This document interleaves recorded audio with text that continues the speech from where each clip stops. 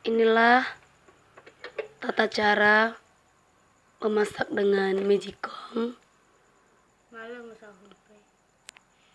yang dimana kami sedang lagi masak nasi goreng.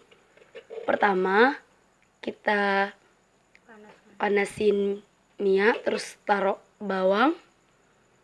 Dan inilah dia, tinggal nunggu bawangnya agak masak dikit lagi, harum-harum gitu, baru masukin nasi.